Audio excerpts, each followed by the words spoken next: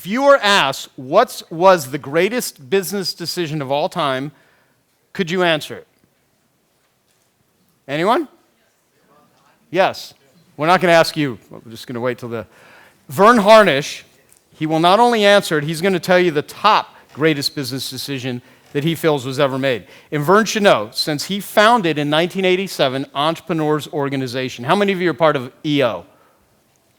Awesome, okay. That's where I first saw Verne actually give a presentation on a fantastic book he wrote, The Rockefeller Habits. So today, EO, as it's called, is in 48 countries with 144 chapters and over 10,000 CEOs or members. Verne hangs out with coaches and drives a lot of business in the world. He's doing great stuff. And so the title of his talk is The Greatest Business Decision of All Time. Help me welcome my friend Verne Harnish. Joe, thank you so much. Good. Joe, thank you for having me here. By the way, Kevin, where are you? Kevin Harrington. Kevin was one of the 22 founding board members of EO. I think we've known each other for 27 years, and so great to have you here. I ran an executive program at MIT called The Birthing of Giants, and we moved about 1,500 crazed folks through, and it was the Kevin Harrington case study where he went from 0 to 80 million in a year and then kind of sold his company for more. Anyway, the story is amazing. Great to have you here as part of it. What I want to do is get right on into the topic. By the way, there's a company, Gazelles. I write for Fortune magazine. I'm their venture columnist. I wrote a couple of books. One we're going to talk about. I've got a new book coming out October 21st, known as The Growth Guy. Here's what I want to focus on. There's actually two really bad non-decisions that most business leaders make.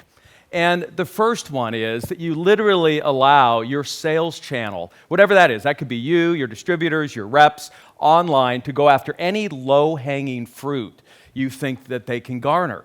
And that will commoditize and destroy your margins faster than any other single non-marketing decision I've seen entrepreneurs make. And so I want to talk here just in my few minutes about what I call the 770 rule. And I want you to realize that IKEA, the world's largest furniture distributor, last year at 28.5 billion euros in revenue, has a total combined market share of 6.8%. That when Apple hit its highest market cap 2 months prior to Steve Jobs' untimely death, their entire global market share was only 7%.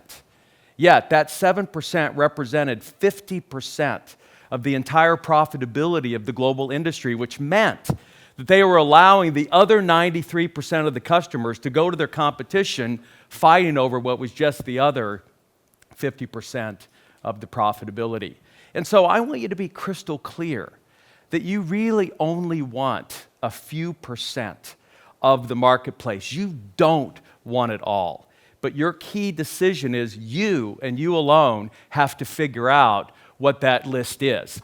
By the way, one of the guys that endorsed The Greatest Business Decisions, a huge hero of mine, is Sam Palmisano. Sam went on to be CEO of IBM, doubled its market cap in the 7 years he ran it, and now is chairman. Sam was given this unbelievable division to turn around.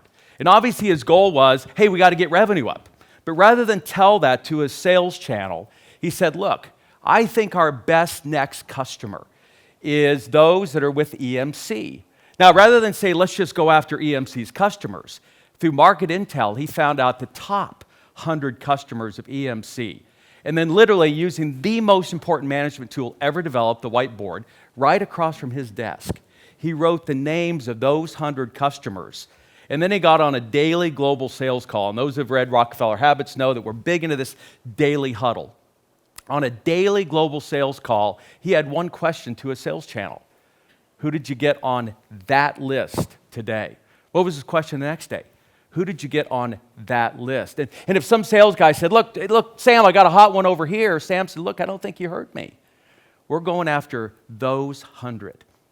And so the first thing I want you to do is figure out what is that 7%. And then I want you to dominate that 7% by 70%.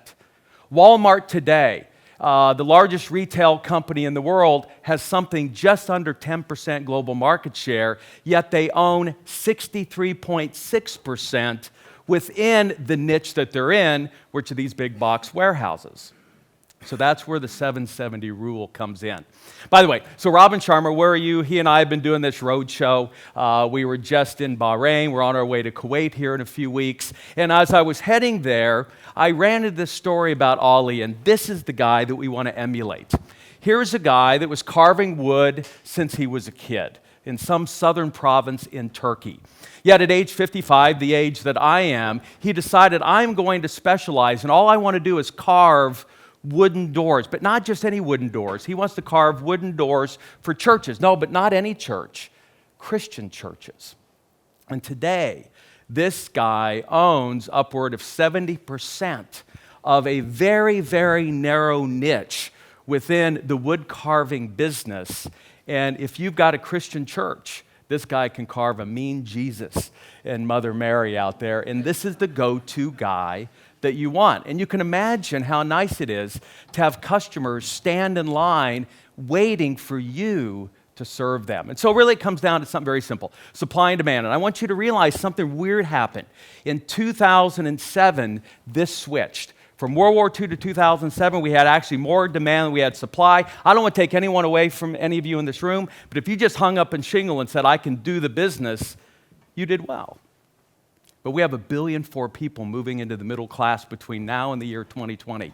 And they are slightly hungrier than most of us in this room. It's what keeps my wife and I awake about our 4 children. They are not, I don't think, as hungry as the children in these other countries coming up, which means through the internet, everything that you've been hearing, they can compete with you anywhere. And so you in this room have to make the most important pivot you've ever made in business history. And that is from obsessing on the supply side of the business. Let's do it better, faster, cheaper, kind of chasing your supply chain around the world, to you're going to need to, and I'm going to be very precise, spend 80% of your week, your calendar, on the demand side of the business. So I want to tell a story. And this comes from my dear friend Rick Cash, Vice Chairman of Nielsen. Because of demographics, we now spend more money on our pets than we do our children in the United States. This is why one of the hottest franchises, Dogtopia, Peter Thomas, many of you know, just won Franchise of the Year. And so you would think if you're in the dog food business, you could make a fortune. Yet the problem is that entire industry, anyone can make dog food, ship it anyway, even through Amazon, has been commoditized. And so here's the key thing you've got to do. First, what is the question? It's never the answer. What is the question your industry's organized around? In that industry, it was the size of your dog, big, medium, small, or puppy. Instead, this one unnamed company said, I'm going to ask a different question. And they said, what is the relationship of the owner to its dog? And whenever you do this, you find a set of different segments in a way that no one else has looked at the market. And always, there's a segment, no more than 7 to 10% of the total market, that represents an inordinate amount of the profitability in that industry. In this case, it happened to be a segment they call performance fuelers. These are folks that are active. They like to bike, hike, run, jog, and they want their dog with them, representing 7% of the entire dog ownership market, yet 25% of the profitability. Then formulate a 100% solution, which this company did, and when you know the persona of this 7%, your marketing costs plummet. Now, the second worst decision you can make is get obsessed on the cost side. Look, I'm going to admit something. Because we do a lot of printing, our workshops around the world, yada, yada, yada, it was a big decision now that we had to renew our big subscription with Xerox. And I got to tell you how I got sucked in as CEO of our global company into that decision, trying to save just a few more cents per copy of these growth tools that we have passed out. Yet, the reality is, we spend all this time on the cost side of our business. How much time do you spend on this one critical marketing decision, which is price? Truth is, we kind of lick our finger and put it to the wind. I want to ask an important question here. How many of you have read a book, attended a course on strategic pricing? I do want to see a show of hands in here. Look, it's the 1 P of the 4 Ps of marketing that makes you money now. And I have an MBA and never took a single course in pricing.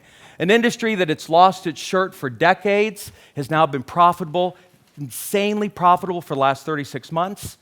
the airline industry because they finally got their pricing strategy right.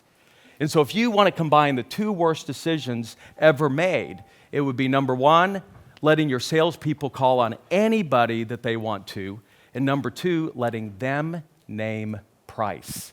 You must take control of both of those decisions. Thanks, guys. Good luck out there.